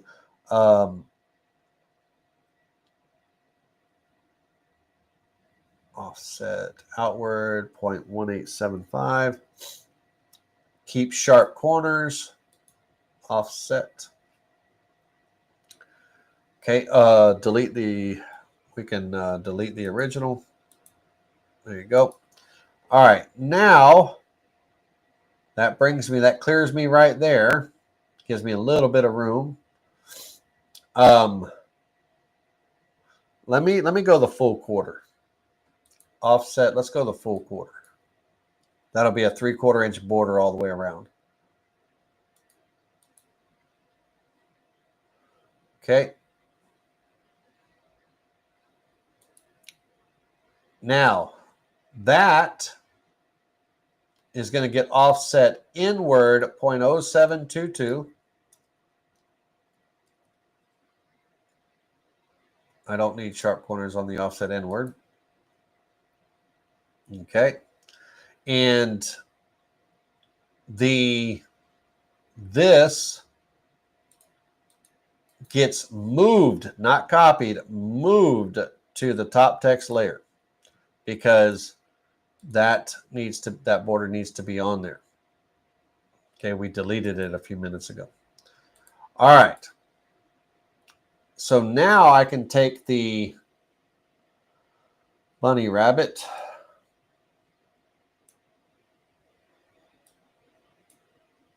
Oh, come on. I'm going to bring him down just a bit.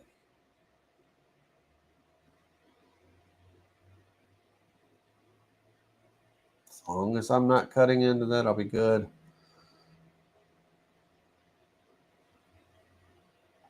And then I'm going to bring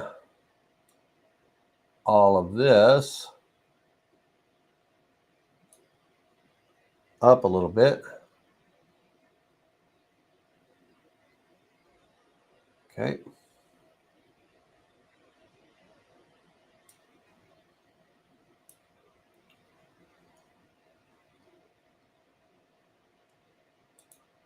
All right. Now,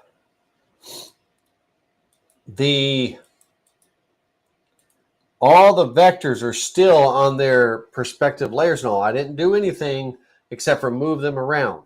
The only vector I deleted was that inside boundary. But after I resized this, I made a offset inward that distance at 0.0722, and I put it right back on the top text layer. So nothing has changed here, except all we have to do is recalculate the toolpaths because the toolpaths are associated with the layers, right? So I should be able to go back in there with these changes and successfully recalculate them. And I still got to fix that one egg, not a problem. But everything here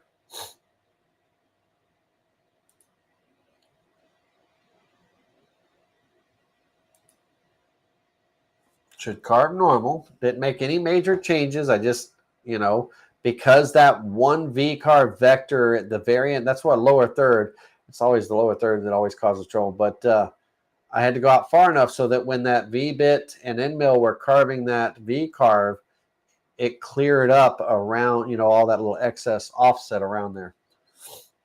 And so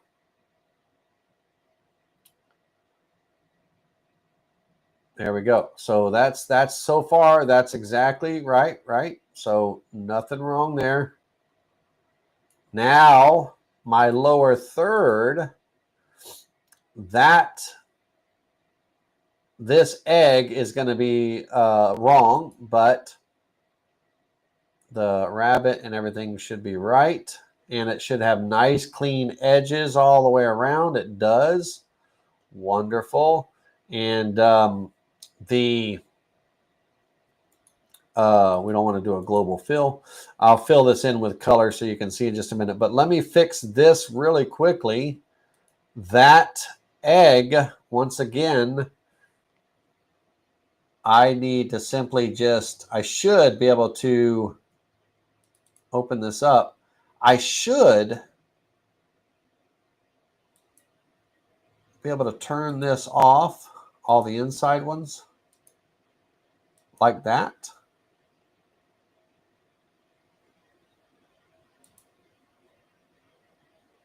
And calculate it.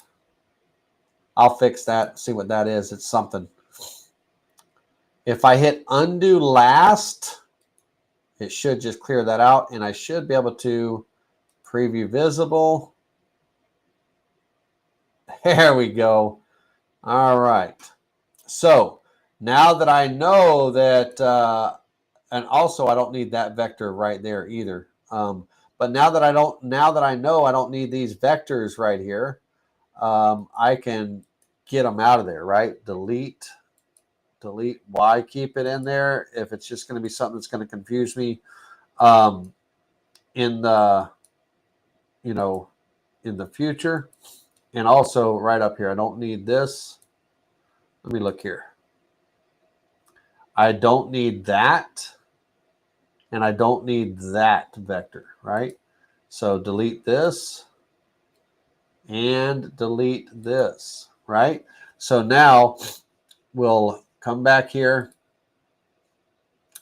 recalculate that. We'll fix that too. But undo last and preview the visible toolpath. What we should see, it should clear that out. Wonderful. Excellent.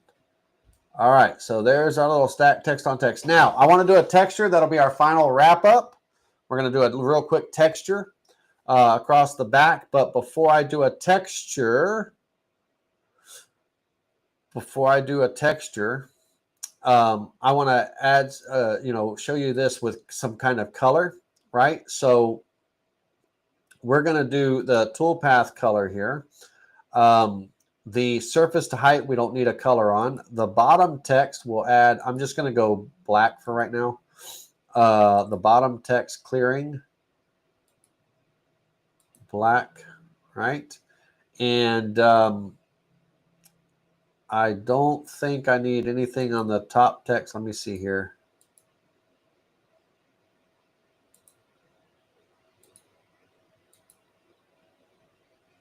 Let me see. Nope. No fill on that one. And hold on, I'm missing one right there. There we go.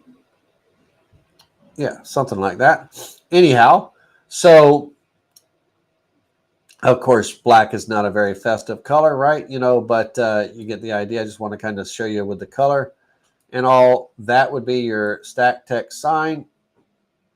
Now, I want to add a really quick texture to this. Let's hit save, file save. And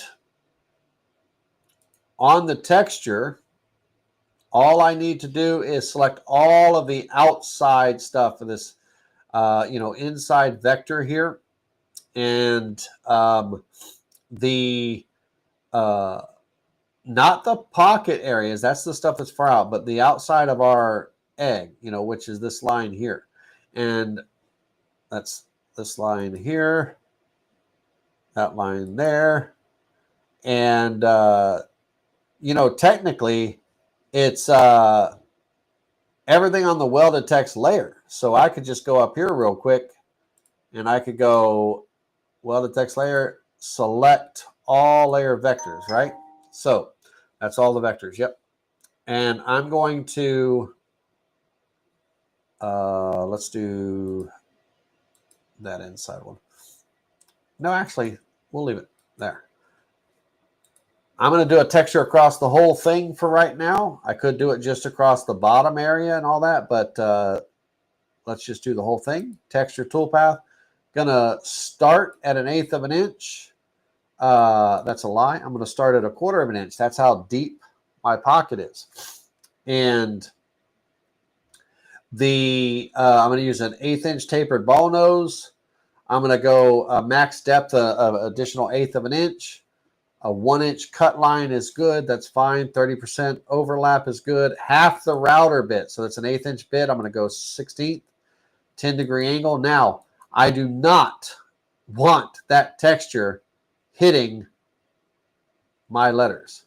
And before I put the texture in there, I want to show you really quickly. Remember me talking about that V, that nice V all the way down. From the top of our text, that V coming all the way down, that nice smooth transition where there's no steps, it's a nice smooth transition. That's the purpose for that 0.0722 offset, because from the top of our vector, which is actually our vector line that's getting cut, the 60-degree angle, when it cuts down 1/8 of an inch, it's outward. That ramp is 0.0722 out further. And then another 1/8 of an inch, another 0.0722, and so that widest depth out there, right? So that is that ramp and all. So now what I need to make sure of is that so my router bit doesn't hit at the bottom there, I need to be for an offset away from them by at least that 0.0722 times 2, right? So 0.0722 times 2 equals 0.14. So I'm going to go just a little bit further and make it 0.15, right? So that'll be my texture. We'll calculate that toolpath. And that just ensures the bit doesn't cut into the bottom of all of my vector lines.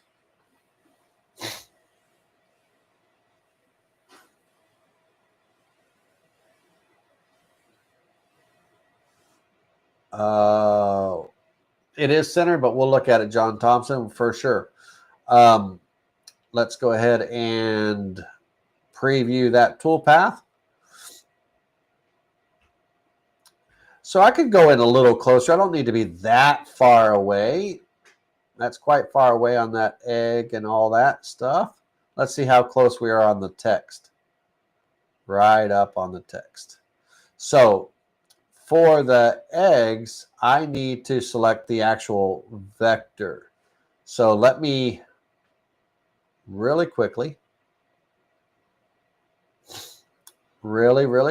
undo last, open that texture toolpath up, and instead of that vector being selected, I'm going to actually select the vector of the egg. I'm actually going to select the vector of the rabbit. Not that one. That one. Nope. I had it right the first time. That one. Make sure it goes all the way around. It does. And then that vector. Let's calculate that one more time.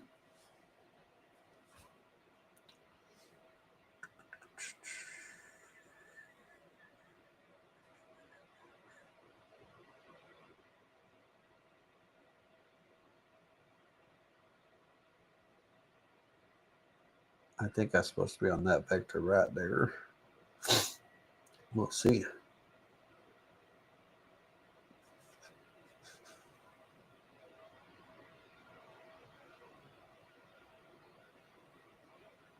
Yeah, I'm correct there.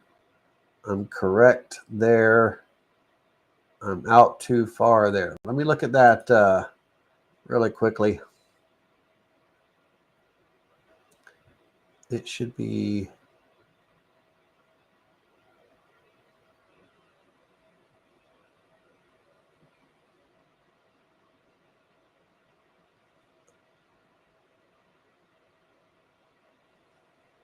Hold on.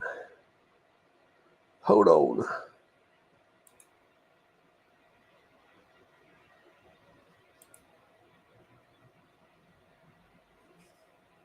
It should be that. So turn that off, turn that one on.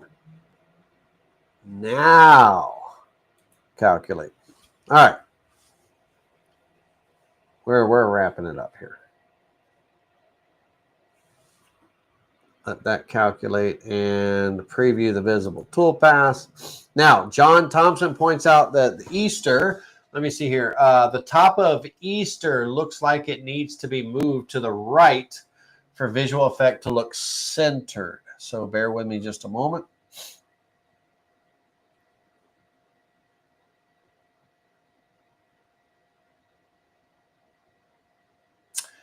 I can see where he gets that because of the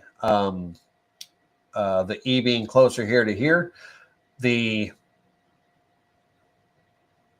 text is centered on each other, and the entire group is centered.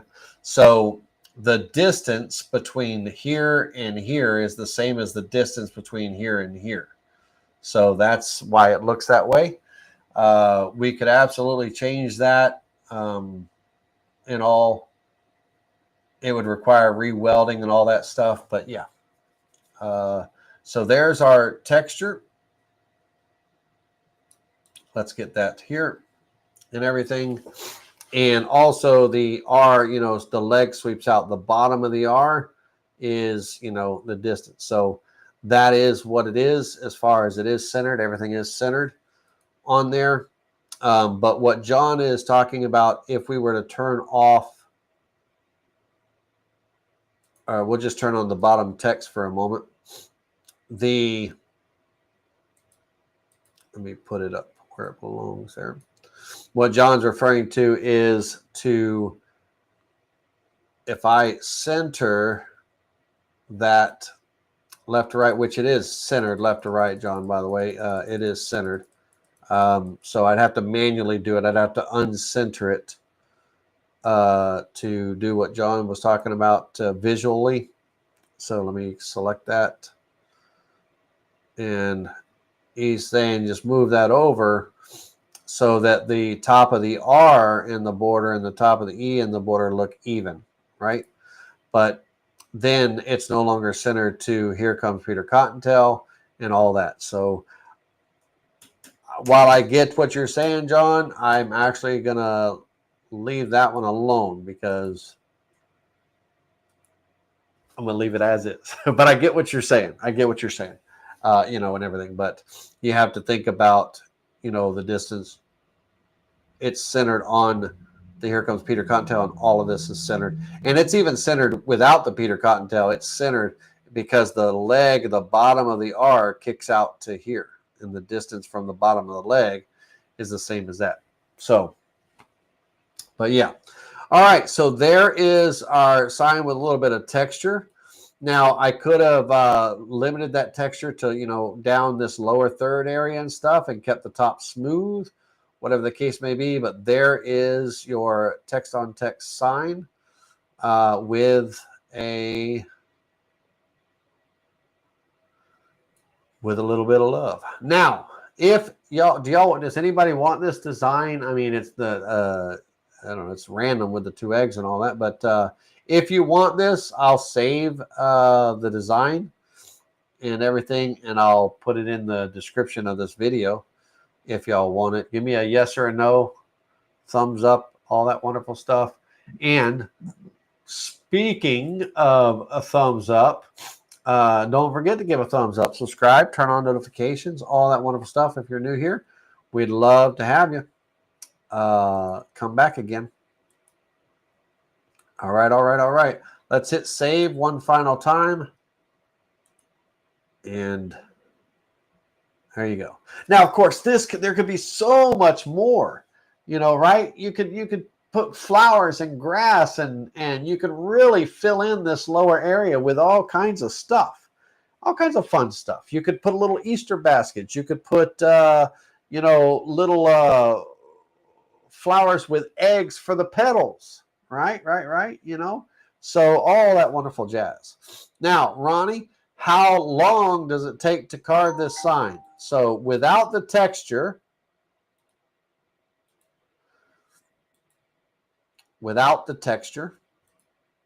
about 2 hours and 38 minutes. With the texture, about 7 hours. 7 hours and 4 minutes. That texture on this big 25 by 14 area, 24 by 14 area, that texture is a lot of with that 1/8 inch bit, right? Lots and lots of little sweeps and all that. So 7 hours with the texture, without the texture, about 2 hours, right? But gives it just a little bit of character. But again, we could have all kinds of cool things and stuff like that. And now,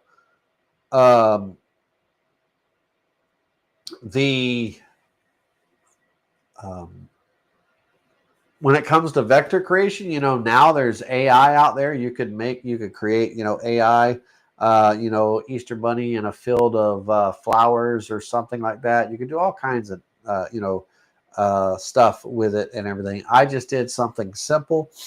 Add a little bunny here, and with that,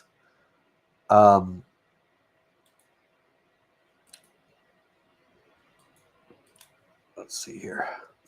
I don't have the texture colored in. Let's add a little paint to the texture. There we go, just for a minute, just to hide the texture for a second. But Peter Cottontail, you can do whatever you want, right? Just have some fun with it. And again, if you don't want any anything in the lower third, you don't have to, right? That lower third, you saw how much work it was. And as far as work, it wasn't work. It was just getting that vector cleaned up. When we look at this smooth area, because that vector wasn't out far enough, my V bit and end mill that was doing the V carve of this design here wasn't getting out far enough to clear out that extra wood that was there, that was left behind, right? The pocket cut carved down that first 1/8 of an inch, but there's still excess wood around there, and the bit just wasn't getting out there. So we had to keep going back and making the line out further. And then when we made the line out further, it made it cut into the P more, and it made it cut into the border more, and all of that stuff, right? It made us have to go back and change. And so that lower third, sometimes it could add some complications, sometimes it can't, but the steps, no matter what, are going to be the same for every single stack text sign that you do. It doesn't change. Rinse and repeat. Now, for single or double layer stack text. Now, in our next class, or the class we have when we have the text on text on text or whatever, or we have different layers, 1/8 inch and 1/4 inch type stuff, we might want, taller back text, shorter front text, all that stuff. It can't never be shorter. It's got to still stack up higher. But anyhow, that's going to change our offsets and all that. We'll learn that in one class. We'll do a separate complete class on that. Any questions that I missed? Let me go back and look. Let me see. I don't think there's any questions I missed.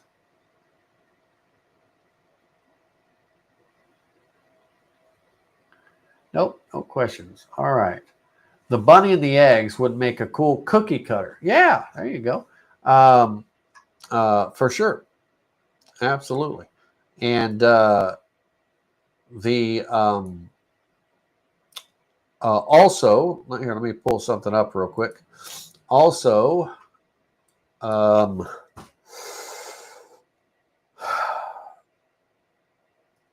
cookie cutter rolling pin. the positive stamps, you know, where it could be a rolling pin, but it could be a flat sheet too. It doesn't have to be a rolling pin. It could be just stamps. What would they call it? What do they call it? Cookie stamps? Cookie stamps. Yeah. So you could also do that with like cookie stamps. And it could be, they could be made out of wood. They could be made out of metal. They could be made out of, you know, what have you. Typically, a lot of times you see them made out of metal, but your, you know, a CNC machine with the right bits and the right, you know, timing and stuff can carve non-ferrous metals and all that wonderful jazz. But yeah, so cookie cutters, cookie stamps, cookie rolling pins. You could have all kinds of fun with that. And notice on the stamps, you know, to get the object raised up on the cookie, they're negatives in the stamps. And then opposite of that, if we go back to the cookie cutter rolling pins, notice that they're positive. And then the negative impressions on that is what creates kind of the raised areas and stuff. So it's still a negative impression, but there's, you know, it could be, there's all kinds of cool stuff. And these are things that, you know, you could make if you have a rotary axis or something like that. Great to sell for the holidays for making, you know, cookie sheets and stuff like that. All kinds of cool little storyboard cookies and fun stuff, right? You know? Yeah. All right. Good call on that one. Okay. So wordmark.it, and that'll help you choose your fonts. And again, I don't know what it is, if it's allergies or what, but man, I'm congested right now.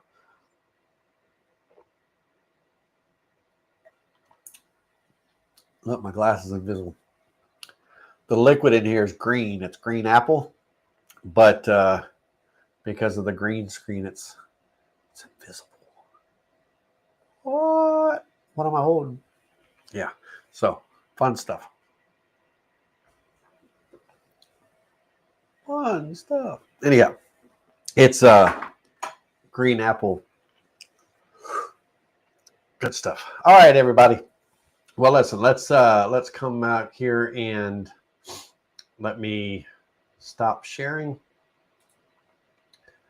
And y'all have a wonderful evening. We spent 2 hours together. Hope you enjoy your upcoming weekend.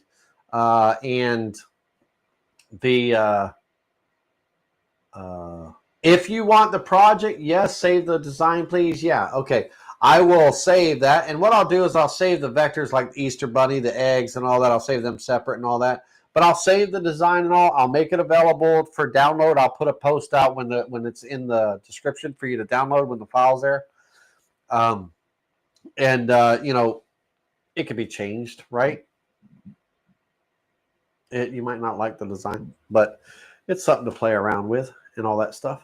So y'all have a wonderful evening, and I appreciate each and every one of you. Thanks for your time, and we will see you on the flip side.